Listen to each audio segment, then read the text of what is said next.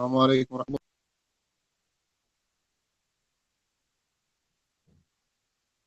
السلام عليكم.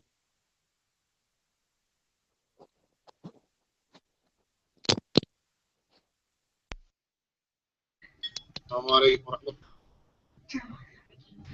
Wa alaikum salam. Can you hear me? Okay, I see what was going on. My microphone was paused. Allah musta'an this whole time. Okay, so now you guys should be able to hear me. Wa alaikum salam. Can you hear me? Okay, I see what was going on. My microphone was paused. All right, who's that? Let's pause here. And mute. Okay, there we go. All right, tayyib. So like we said about when it comes to the usul, when it comes to dealing with the usul and stuff like that, we try to get the books that are asah and akhsar, meaning those books which are the most authentic in its science or in its field, and also those that are the most abridged. This is when we're dealing with fundamentals. This is when we're trying to learn things in its most simplest manner. So a lot of scholars, like I've said, a lot of scholars, they disagree as far as which books should go first, which book is more authentic, which book is more easy to understand for the students of knowledge to grasp, the beginner student of knowledge to grasp and to understand. It will be a good basis for him to build his seeking knowledge on. And you'll find that a lot of these books that are for beginning students of knowledge, these books are also encouraged for the general Muslims as well to study, to get a basic understanding of some of the science that are involved in their religion. And with that, I chose, inshallah ta'ala, for us to start with Tafseer as-Sa'di. And there are a lot of people, some scholars say that you should start with, for the student of knowledge, you should start with Tafseer Jalalain. Some say Tafseer Muyassar, and so forth. There's different opinions in that issue. But for this class, I decided to start with Tafseer Sa'di. So with that in mind, Bismillah, walhamdulillah, wa salatu wa salamu ala rasulillah wa ala alihi wa sahbihi wa man wala. Now, in Tafseer Sa'di, we're going to begin with Juz Amma, and after, inshallah, if Allah gives us life, after we finish Juz Amma, we'll continue from there to Surah Al-Baqarah and so forth. So starting with Juz Amma, we start with Surah Al-Naba. So Bismillahir Rahmanir Rahim. Amma yatasa'alun 'anil naba'il 'azim alladhi hum fihi mukhtalifun kalla saya'lamun thumma kalla saya'lamun. Shaykh As-Sa'di rahimahullah, he says, عن أي شيء يتساءل المكذبون بآيات الله ثم بين ما يتساءلون عنه فقال عن النبأ العظيم الذي هم فيه مختلفون. Okay, so the first ayah in Surah Al-Naba is عما يتساءلون, which is where we get the name for Juz Amma, Amma, from the first letter in Surah, the first word in Surah An-Naba. So the Sheikh says, meaning, this means that on what thing are they asking each other? And who are they that are asking each other? These people who are disbelievers, deniers in the signs of Allah, the verses of Allah. And then after Allah mentions this in the Quran, He answers that question that they ask themselves, or that is being asked. I'm sorry, not they ask themselves, but that is being asked. So Allah says, عَنِ النَّبَإِ الْعَظِيمِ الَّذِي هُمْ فِيهِ مُخْتَلِفُونَ, saying that they are asking about the Naba al-Azim, which the Sheikh, he says here, it is the Khabar al-Azim. It is the great news. الَّذِي طَالَ فِيهِمْ النِّزَاعُ, طَالَ فِيهِ النِّزَاعُهُم, or نِزَاعُهُم, الَّذِي طَالَ فِيهِ نِزَاعُهُم. And this great news, this big information, right? Or how can you say this information that is of grave importance or in grave issue? It is the information which their dispute in it has been going on for a while.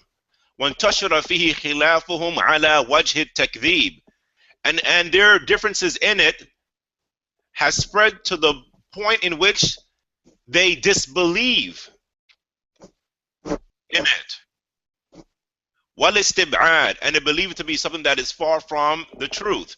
وهو النبأ الذي لا يقبل الشك ولا يدخل أو لا يدخله الريب.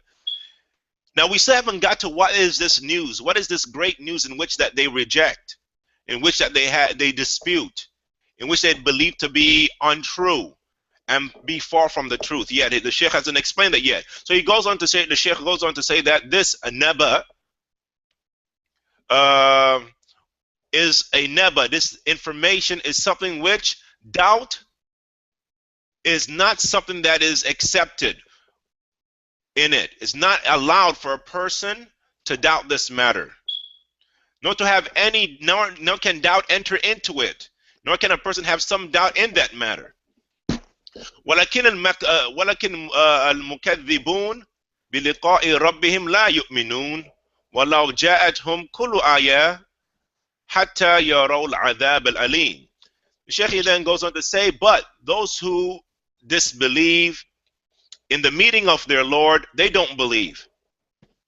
وَلَوْ جَاءَتْهُمْ, even if it was to come to them, every single sign, they will not believe until it is time for them to see for themselves the painful punishment. Okay. The Sheikh then goes on to say, this is the reason why Allah subhanahu wa ta'ala says after that, كَلَّا سَيَعْلَمُونَ ثُمَّ كَلَّا سَيَعْلَمُونَ, أي سيعلمون إذا نزل بهم أو نزل بهم العذاب. No, I'm sorry. نزل بهم العذاب ما كانوا به يكذبون حين يدعون إلى نار جهنم أو يدعون. I'm sorry. حين يدعون إلى نار جهنم دعاه ويقال لهم هذه النار التي كنتم بها تكذبون. So Allah subhanahu wa ta'ala says, after informing them of the naba and what it is, He says, Kalla saya'lamun, that verily, nay, they will know. They will know. And then He says, then again, they will know. And this means that they will know when the punishment comes to them, that which they used to disbelieve in. That which they used to disbelieve in, when or at the time that they will be called to the fire of Jahannam. And it will be said to them, this is the fire, this is the hellfire which you used to disbelieve in. ثم بين تعالى النعم والأدلة الدالة على صدق ما أخبرت به الرسل فقال. Okay, now this other part, Allah subhanahu wa ta'ala is going to get into another part of the topic, so we'll stop right here bi'idhnillahi ta'ala. So we've covered so far the beginning of Surah Al-Naba, which is called or translated as the Great News in English. And we know that from this surah that the disbelievers used to deny this great news. And if you don't understand by now, well, first let me ask anyone out there who knows what is the great news that Allah subhanahu wa ta'ala was talking about in this chapter. See if you guys were paying attention. What was the great news that these disbelievers denied?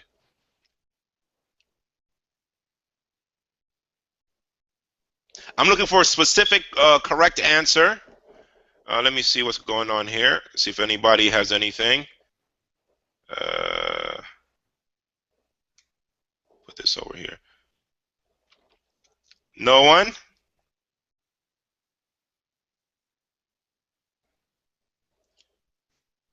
Now remember, guys, you guys can type into the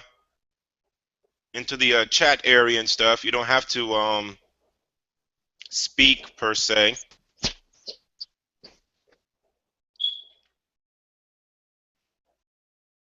Okay, since no one is answering, then I will say that the answer, which is the naba al-azim that Allah subhanahu wa ta'ala is talking about here is their rejection of al-hashr, the fact that we will be brought back to life after death.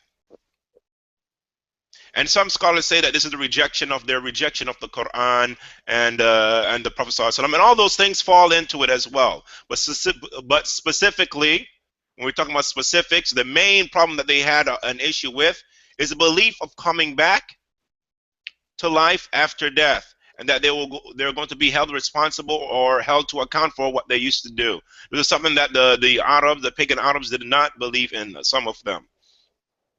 Okay, so with that finished, we're going to go on to Hadith. So this is Arba'in Nawawi, and this book of Hadith that we're going to start with, Bidnillahi Ta'ala, is something that unanimously the scholars agree that you should start with it as far as a book of Hadith. For the most part, most scholars would say, if you want to memorize, if you want to study, if you want to learn Hadith, start with Arba'in Nawawiyah. Now this book is not exactly Arba'in Nawawiyah. Arba'in Nawawiyah, the 40 Hadith of Imam Nawawi, is part of this book. Just like how the 40 Hadith was taken from the book of Ibn Salah, which I can't remember the name of Ibn Salah's book, but Ibn Salah, he was the one that actually started this chain that we're actually going to study from now. Ibn Salah, he wrote a book comprising of some hadith that he believes to be very vital to the religion. Imam Nawawi came after him, rahimahumullah, took his book, added to it some hadith that he believes are pertinent to the religion, and then that book became famous. Now this book, Arba'in Nawawi, Ibn Rajab al-Hanbali, rahimahullah, he came and added 8 more ahadith to that and then made an explanation of it. So by reading this book and by studying this book, inshallah ta'ala, we hope to get the benefits which is in the book of Imam Nawawi and his 40 hadith, and also the extra benefit which Ibn Rajab has added with the additional hadith.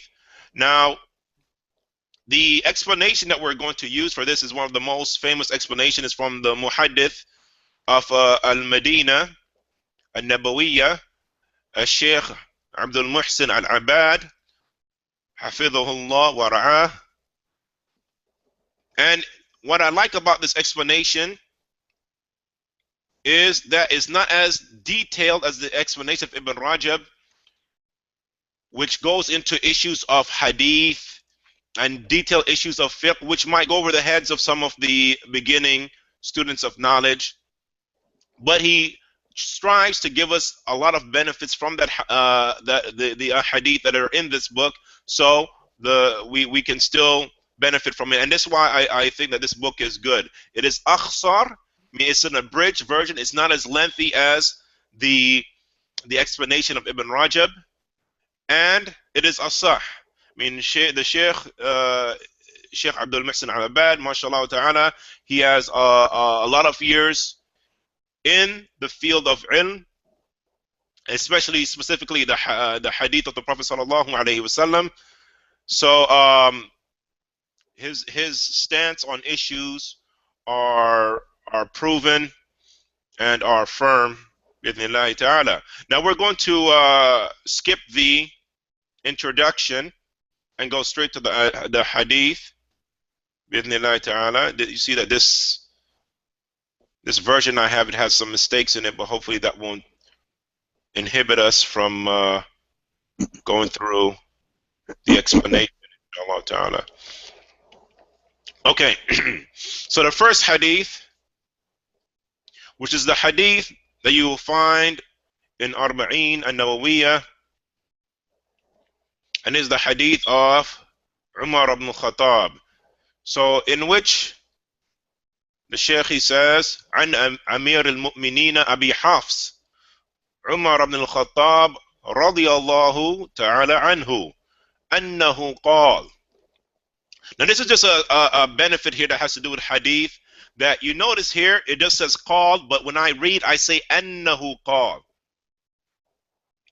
This is one of the asalib of the muhaddithin and stuff. For anyone who reads hadith, they'll learn this, that the way that it is said when you read a hadith, they'll write qal, but it means annahu qal.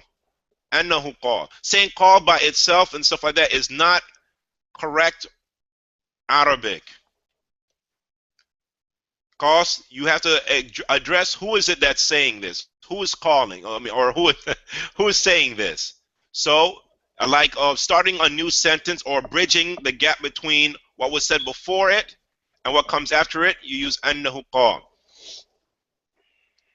Okay, so anyway, annahu qal sami'tu Rasulullah sallallahu alayhi wa sallam yaqul innama al-a'malu binniyat wa innama likulli imri'in ma nawa. فمن كانت هجرته إلى الله ورسوله فهجرته إلى الله ورسوله ومن كانت هجرته للدنيا يصيبها أو امرأة ينكحها فهجرته إلى ما هاجر إليه. A quick translation of this, because we really want to get to the explanation, but here it is. This hadith is on the authority, like we said, of Umar ibn Khattab, who's known as Amir al-Mu'mineen, and he's the first person to be called Amir al-Mu'mineen. So Abu Bakr radiyallahu ta'ala anhu, with his virtues and stuff like that, was not called Amir al-Mu'mineen in his time. So Umar radiyallahu anhu, he was called Amir al-Mu'mineen, and he was the first to be called that. And Amir al-Mu'mineen meaning, or it could be loosely translated as leader of the believers. So anyway, he said that he heard the Prophet sallallahu alaihi wasallam say, "Innamal a'malu binniyat." All actions are by their intentions, and for every person is what he intends. So whoever made hijrah to Allah, and hijrah could be called migration, could be translated as migration or migrate. So whoever migrated, which is leave from one place to go to another, whoever does this for Allah and His Messenger, then his hijrah is for Allah and His Messenger. And whoever makes hijrah for some aspect of the dunya, or to gain some aspect of the dunya, or to marry a woman, then his hijrah is to that which he made hijrah for, which is migration. Then the Shaykh, and we're talking about Imam al-Nawawi, he says, Rawahu Imam al-Muhaddithin. He gives us the takhrij, or the ihala of this hadith. Where did this hadith come from? Okay, he gives us the ihala by saying that this hadith was recorded by the two imam of the muhaddithin, the two imam of the scholars of hadith. The first being Abu Abdullah Muhammad ibn Ismail ibn Ibrahim ibn al-Mughira ibn al-Bardazbah al-Bukhari. The first being Abu Abdullah Muhammad ibn Ismail ibn Ibrahim ibn al-Mughira ibn Bardazbah al-Bukhari al-Ju'fi. Okay, now here it doesn't say al-Ju'fi, but everyone knows that from the nasab, or from the lineage of al-Bukhari, is the word, or the ancestry Al-Ju'fi. Now Al-Ju'fi is a famous Arab tribe. So why is it that Al-Bukhari is attributed to this tribe in his lineage, and he's from Bukhara, which is I forgot which one of the stands it is. I can't remember, subhanallah. Uzbekistan, I think it's Uzbekistan. I might be wrong in that, but Uzbekistan, Bukhara is Uzbekistan. Okay, so this area is an area for non-Arabs. We know that Imam Bukhari was not an Arab, even though some people like to use the fact that in his lineage is Al-Ju'fi to say that he was originally Arab. So why is it that it says Al-Ju'fi for Imam Bukhari's lineage, for his ancestry? Why does it have the name Al-Ju'fi? Who knows? See here what we got going on. Anybody say anything in the comments? Somebody said, what did you say? Allahu Akbar. Ala kullin. The reason why in his lineage is the word Al-Ju'fi is because back in those days, ها you wanted to answer, Akhi?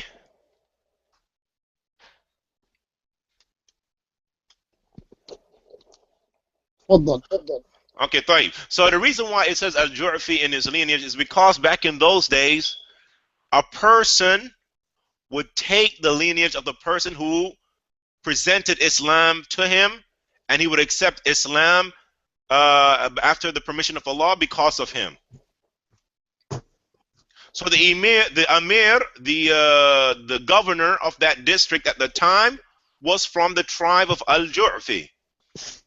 And he was the one responsible for Bardazbah, the great-great-grandfather of Imam Bukhari, to accept Islam. So that's why they say Al-Ju'fi Mawlahum. Al-Ju'fi Mawlahum. It would say that in a lot of people's tarjuma, when you read it, it would say Al-Ju'fi is their Mawla. Now Mawla could be from Wilayatul Riq or Wilayatul ايش اسمه not Riq, but Wilayatul ايش اسمه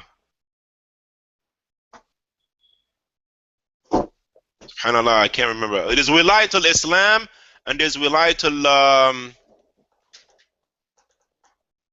not Riq, but I want to say well, liberation or freeing of a slave. When you free a slave and stuff like that, that slave that you free, he has wilaya to you. He has allegiance with you. ولاية العتق.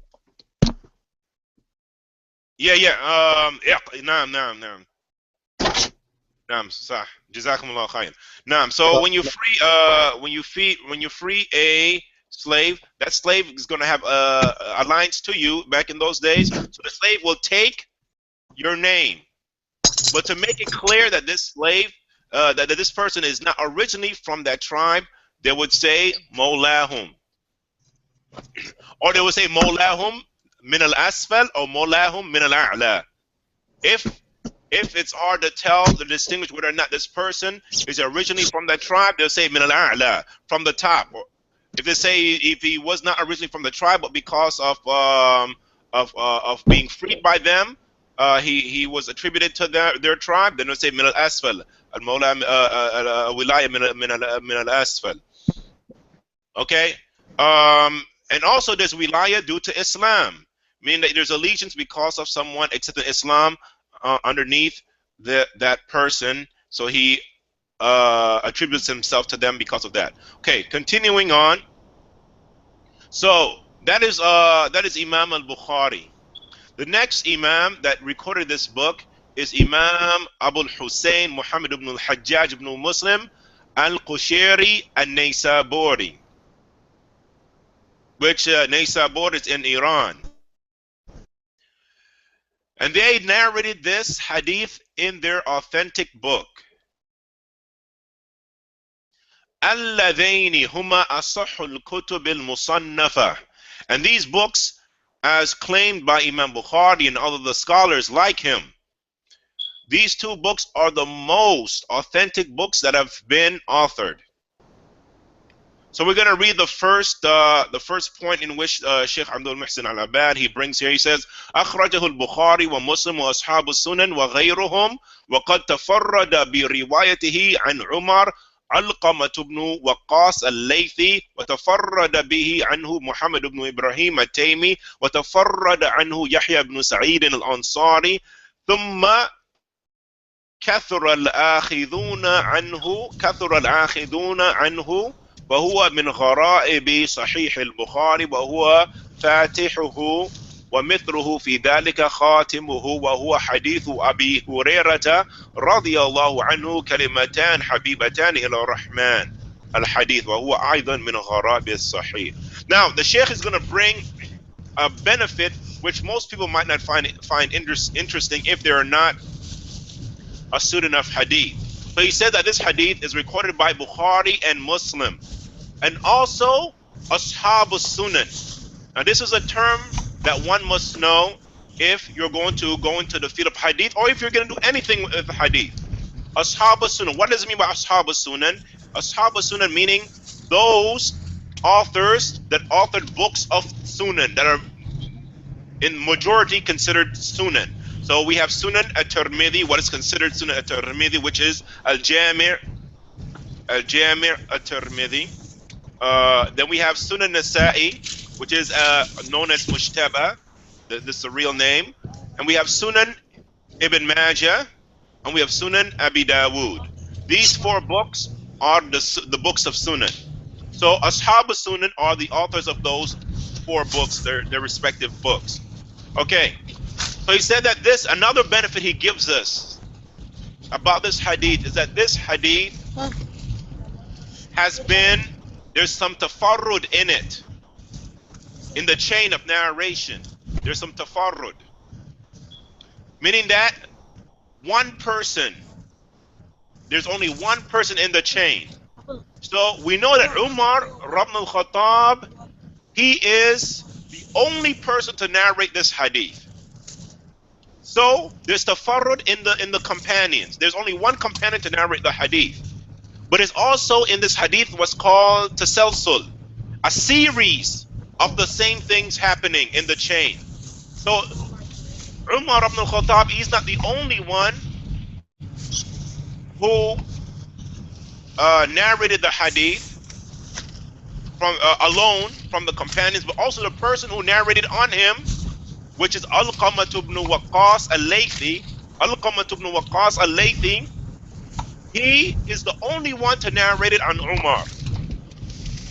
So Umar, the only companion to narrate this hadith, and then Al-Qamah ibn Waqqas al-Laythi is the only person to narrate it on Umar.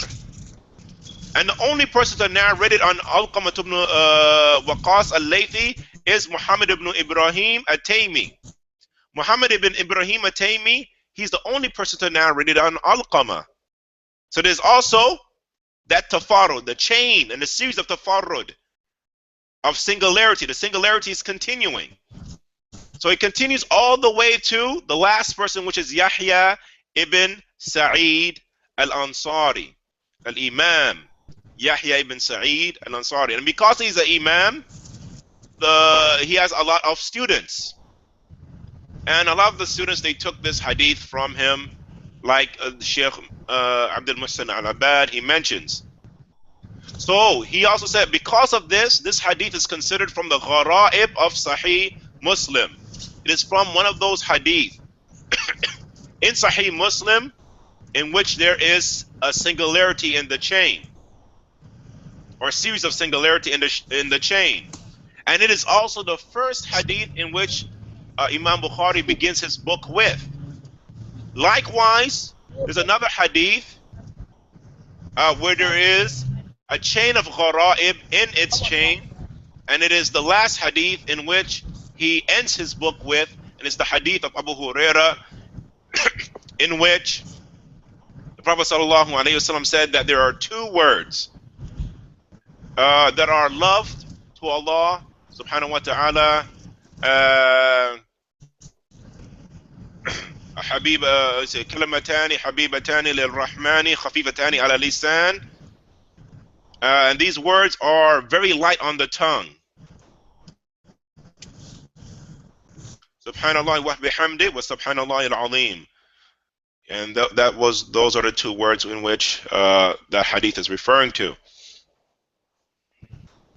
Okay, so with that, we're finished with Sahih, our introduction to the 50 hadith of Ibn Rajab, and now we are going to go to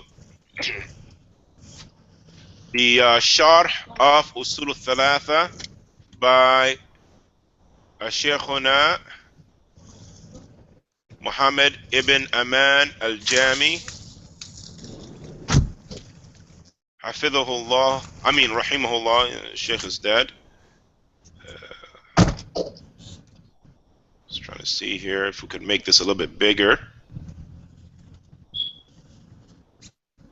Why, oh why? Okay, I gotta move this. Single page. Too big. There we go. Okay.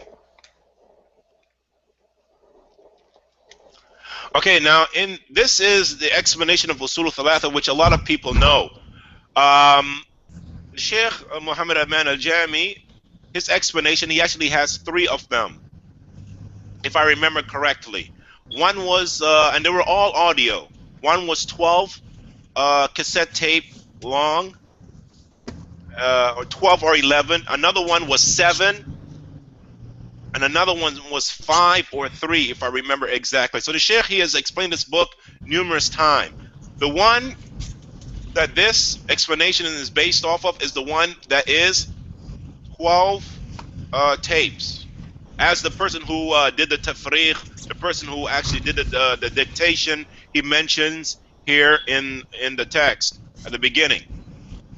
Now the Sheikh, after Bismillahir Rahmanir Rahim, he starts out by saying a little bit of the khutbah al-haja, which is in alhamdulillah nahmaduhu wa nasta'inuhu wa nastaghfiruh wa natubu ilayhi wa na'udhu billahi min shururi anfusina wa min sayyiati a'malina man yahdihillahu fala mudilla lahu wa man yudlil fala hadiya lahu wa ashhadu an la ilaha illa Allah wahdahu la sharika lahu wa ashhadu anna Muhammadan abduhu wa rasuluh sallallahu alayhi wa ala alihi wa sahbihi wa sallama tasliman kathira amma ba'd. Okay, there's no need to get into the meaning of that, inshallah ta'ala, because of time. So here, the Sheikh, he says, he starts out by saying فقد وقع الاختيار على هذه الرسالة تحقيقا لرغبة كثير من طلبة العلم الذين يرغبون حفظ هذه الأصول وفهمها وتحقيقها والعمل بها والدعوة إليها، ولذلك نبدأ في هذا الكتيب ونسأل الله سبحانه أن يرزقنا الإخلاص فيما نقول وفيما نعمل، فنبدأ بالشرح. Okay, so the Sheikh, he says, which is an uslub that a lot of the scholars of the past used to use before they begin a project. They explain the reason why it is that they're doing it. So he says that this was a choice that was made to begin or to start this book, fulfilling the desires of a lot of the students of knowledge who they wanted to memorize this book and the fundamentals which are in this book, understanding it and making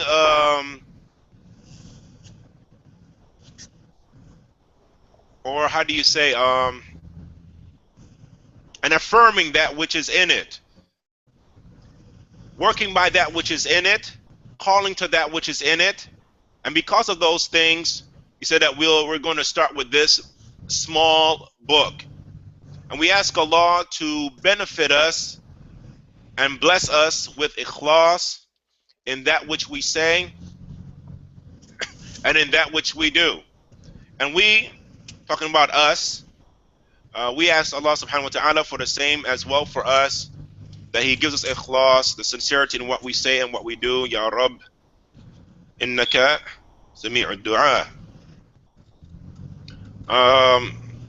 So he begins the sharh, which is something here that I really like, that the Sheikh doesn't go straight into the book. He gives a very interesting biography of the author, Sheikh Muhammad ibn Abdul Wahhab, which sometimes, a lot of us, we don't really get to hear that or get to read that. So this is one of the reasons why I like this explanation. Inshallah ta'ala, I remember listening to this over and over and just amazed at the story of Sheikh Muhammad ibn Abdul Wahhab, rahimahullah. So the Sheikh, he says, continuing, says قبل ذلك نعرف تعريفا يسيرا بالمؤلف. Said before that we're going to have a small biography or a small introduction to who the author is. المؤلف مشهور لا يحتاج إلى التعريف. So he said that the author is very famous, doesn't need any introduction. ولكن بالنسبة لبعض صغار طالب العلم وبناء على علو العادة الجارية التعريف بالمؤلف عند قراءة كتب المؤلفين. But he says that even though he does not need any introduction, but because there are some smaller level of students of knowledge are on the beginner level that might not know who he is. And also, building upon that, the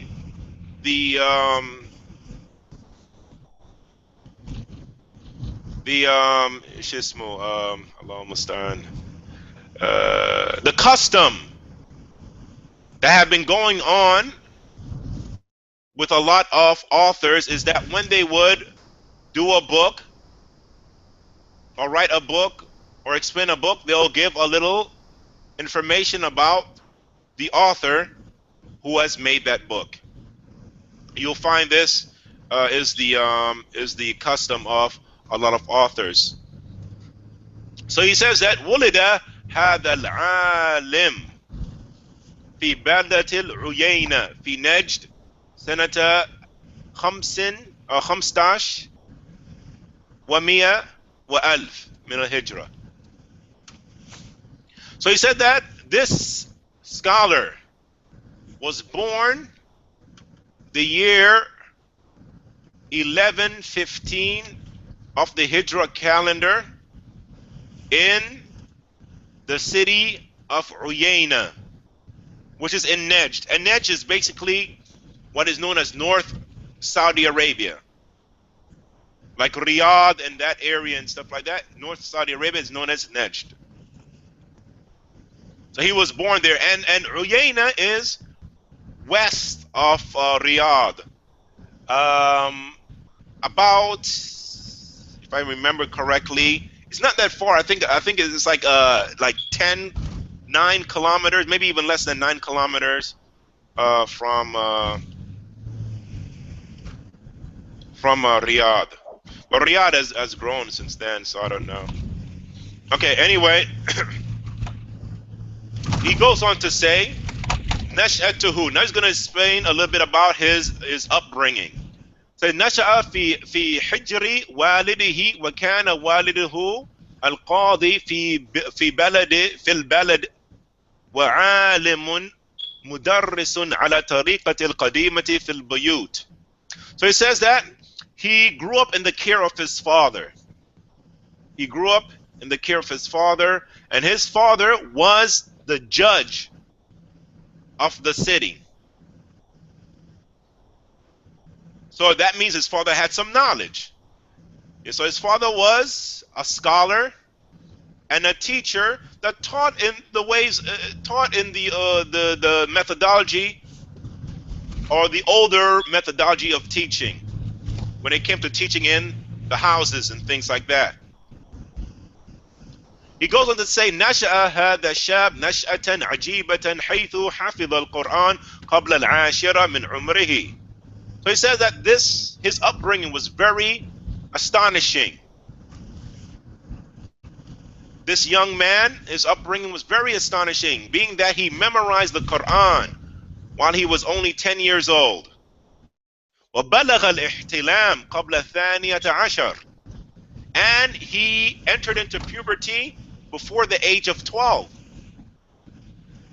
ويأتي والده أنه في هذه السنة رأى أنه أهل بأن يصلي بالناس فقدمه لكي يصلي بالناس.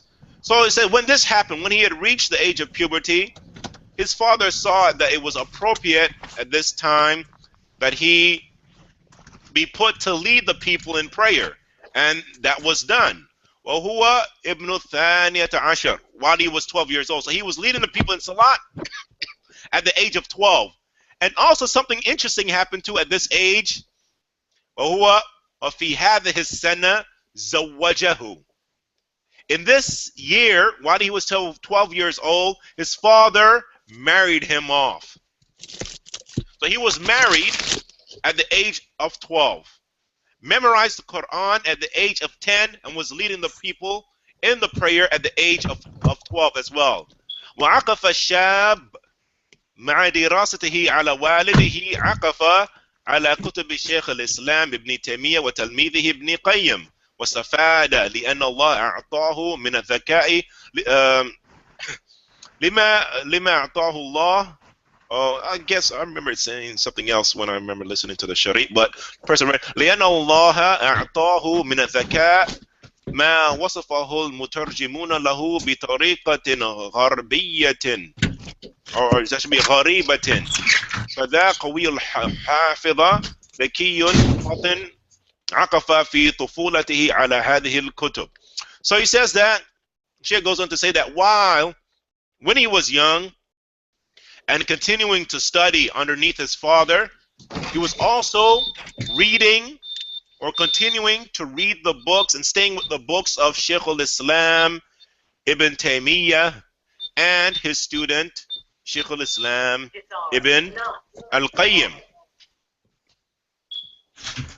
And he benefited from that because Allah subhanahu wa ta'ala had given him a mind, a strong mind.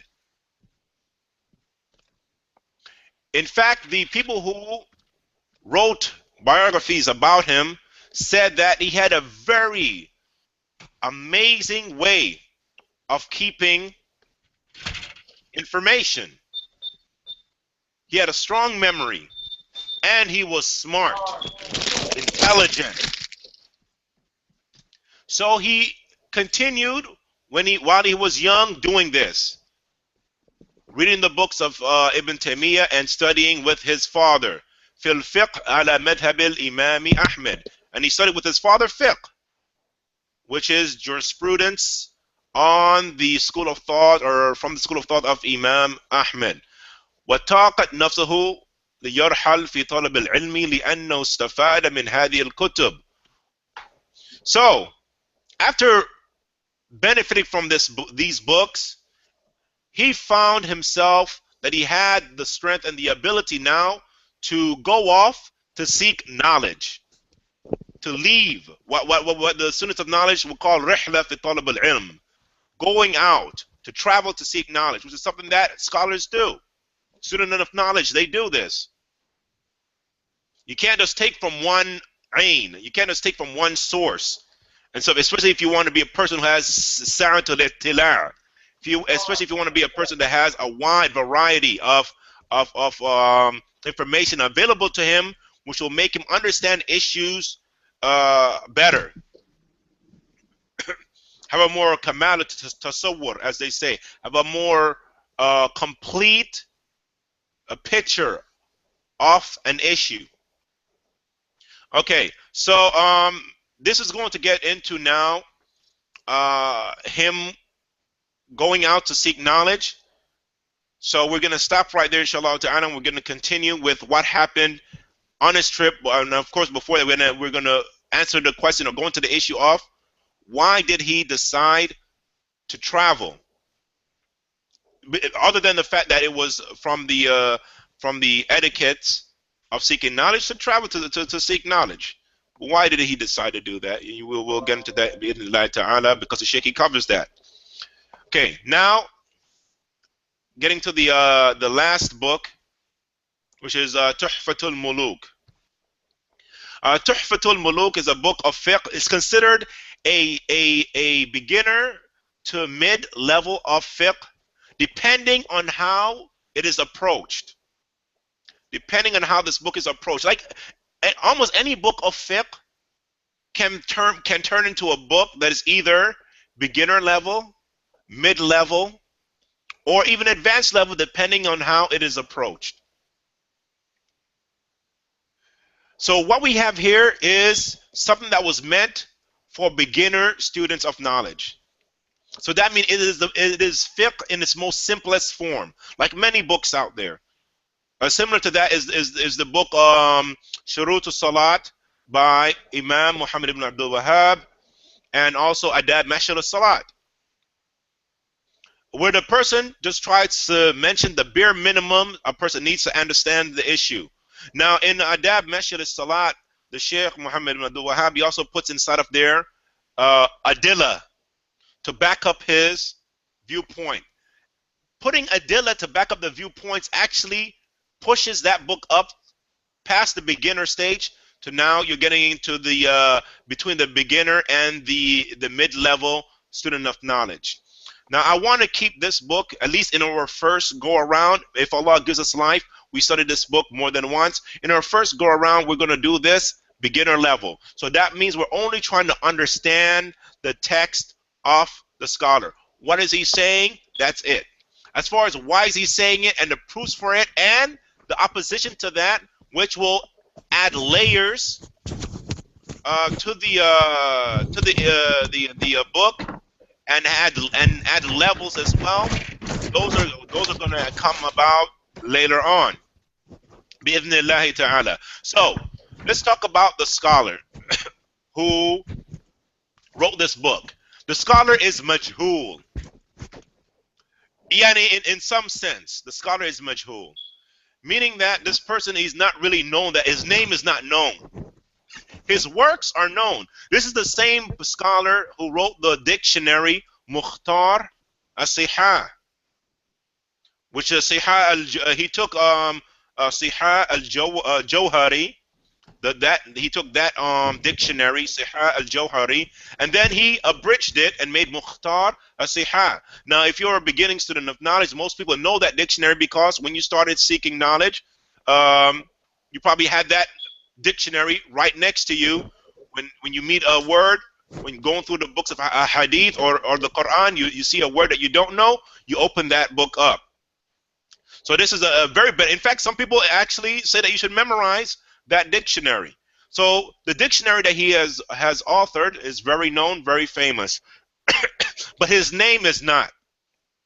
So he's known as Zainuddin, right? Zainuddin Muhammad ibn Abi Bakr Ar-Razi. So he's from Ar-Ray, and I don't remember exactly where Ar-Ray is. I have to look that up, inshallah ta'ala. So that's who the sheikh is. But even his last name, which I said was Ibn Abu Bakr or Ibn Abi Bakr, afwan, Ibn Abi Bakr, this is in dispute, and that's why we say that he's majhul. He's not known. And of course, this does not stop from benefiting from him. This book that we're about to study was actually a book that was used a lot during his time or after his time in places such as Egypt. It was the go-to book, specifically dealing with the school of thought of Abu Hanifa. Okay, so with that little small introduction done, we're going to go right into the meat of the book, Bithnillahi ta'ala, and then we're going to close up the class for today, inshallah. Okay. So the Sheikh, hold on. Okay, here we go. Bismillah. The Sheikh, after the Basmala, he says, Alhamdulillah wa salamun ala ibadihi alladhi istafa. Or ibadihi alladhina istafa. He says, all praise is due to Allah, and may peace be upon his servants whom he has chosen. So the Sheikh, he goes and say, هذا مختصر في علم الفقه. That this is an abridgment in the field or the science of al-fiqh, jurisprudence. جمعته لبعض إخواني في الدين بقدر ما وسعه وقته واقتصرت فيه على 10 كتب.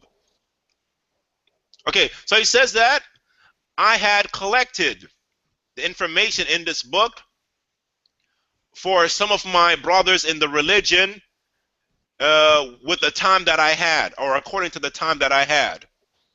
So he said that I had restricted myself to only 5 books, or 5, I'm sorry, to only 10 books or 10 main issues of fiqh.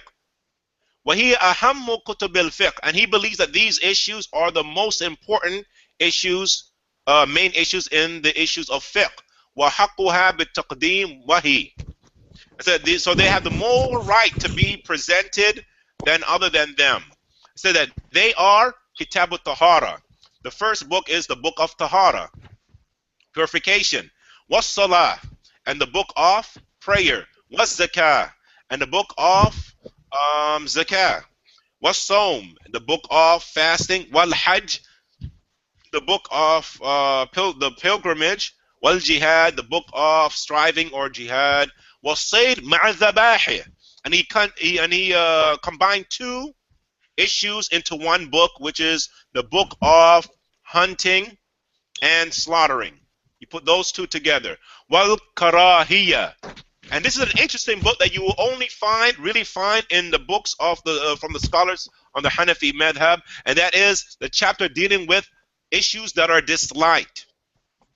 So that gets its own bab, and this is going to talk about things that are halal and haram, of course, that are not part of these other chapters. The next thing is al-fara'id, kitab al-fara'id, or the book of inheritance. Wa kitab al-kasbi ma'al adab.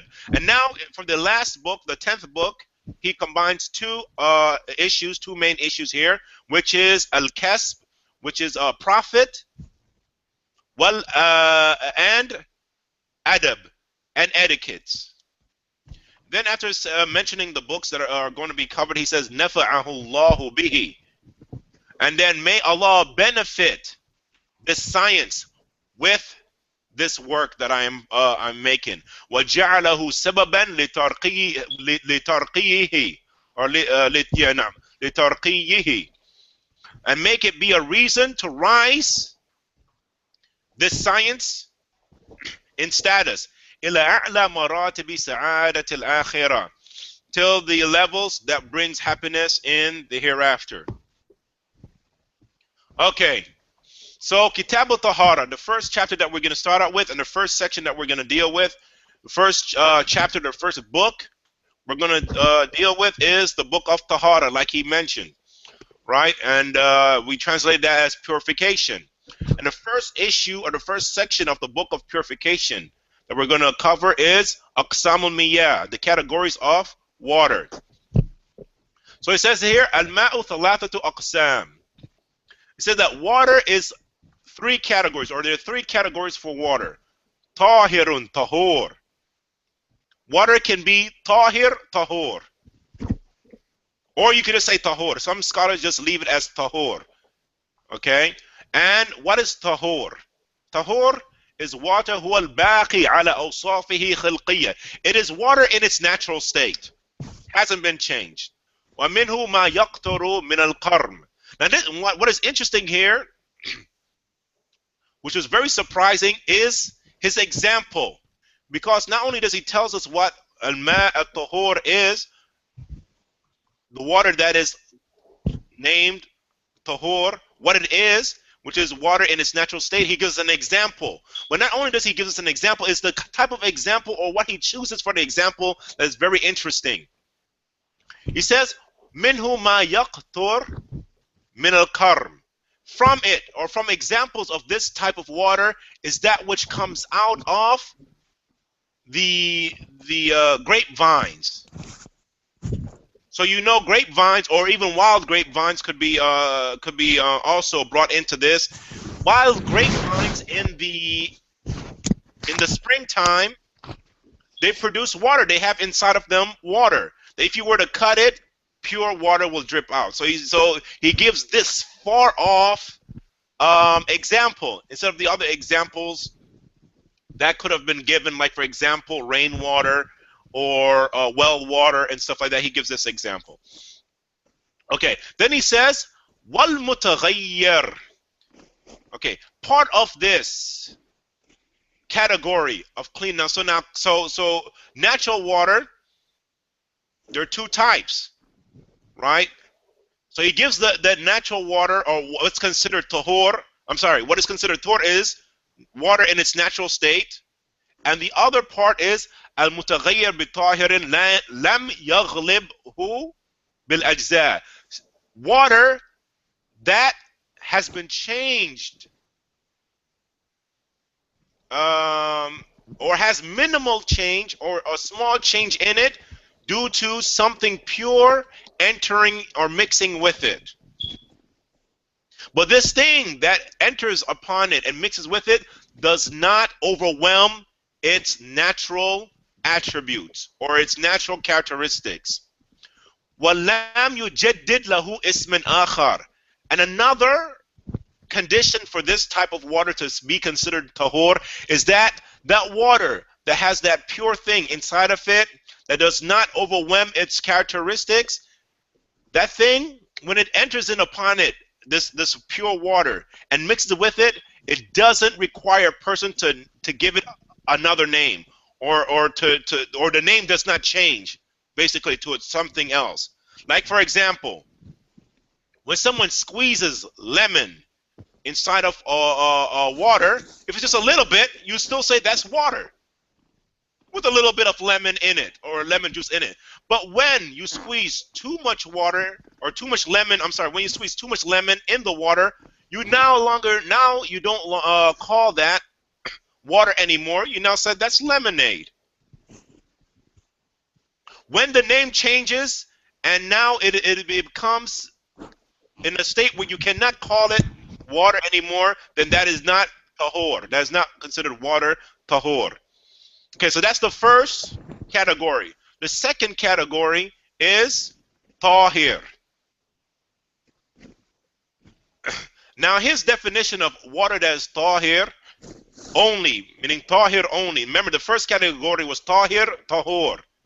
And that is natural, water in its natural state, or water that has been changed a little bit with some minor impurity, but that impurity doesn't take it out of its natural state. Did I say impurity? Minor pure, something that is pure. A minor thing that is pure, but that thing that is pure does not take it out of its natural state. The second category is just tahir.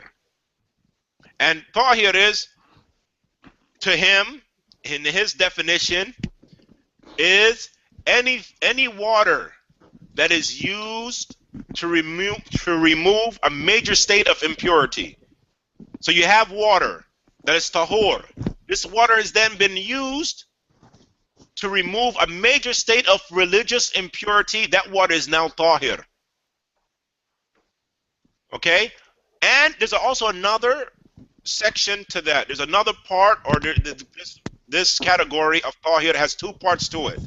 Okay? That water which is used to remove a state of impurity, or the other part of that is water that is used in some act of worship. So if water has been used in some act of worship, it is now considered tahir and not tahor. Or water that is used to remove the state of impurity or religious impurity from someone, that is now considered tahir and not tahor. Now the third section or category of water is najis, which is water that is impure. Or what it says, or here he goes into more detail about it. It says, huwa ma'un qalilun waqa'at fihi najasa. So impure water is two categories to him. It is a small amount of water that has any amount of impurity fall into it. So a small amount of water that has any amount of impurity fall into it is najis, even if nothing changes. Another category is a large amount of water, وقعت فيه نجاسة غيرت أحد أوصافه جاريا كان أو واقفا.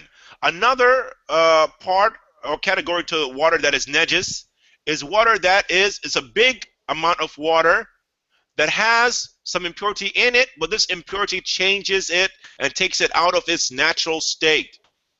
Now this could be whether it's running water or still water, it doesn't matter. Once this impurity takes it off its natural state and it is a large body of water, it is considered najis.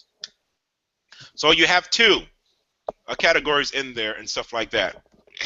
And all of these things that we just mentioned, there's differences of opinion about the scholars. But what we will say right now, without getting into too much detail, is that the 3 categories of water is correct, even though some scholars say that there's only 2.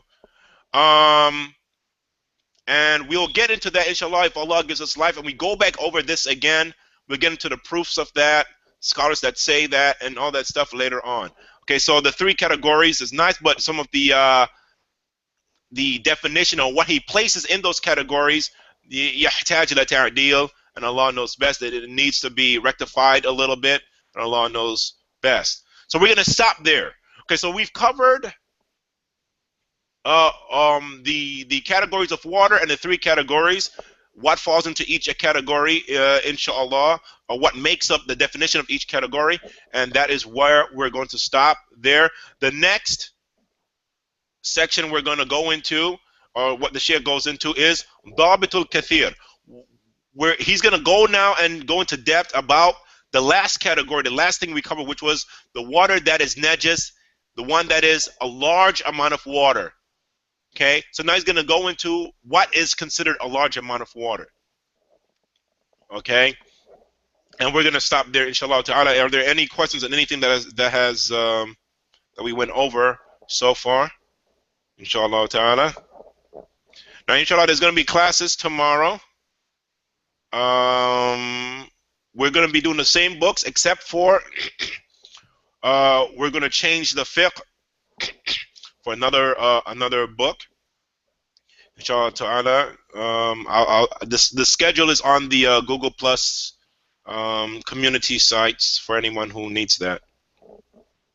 So any questions, anything that has been covered? Let me see here. Nope, no one. Okay, so with that, we'll close up, inshallah ta'ala. So we say, Subhanaka Allahumma wa bihamdik wa ashhadu an la ilaha illa ant wa astaghfiruka wa atubu ilayk. Astaghfiruh. Innahu huwal ghafurur rahim. Assalamu alaikum wa rahmatullahi wa barakatuh.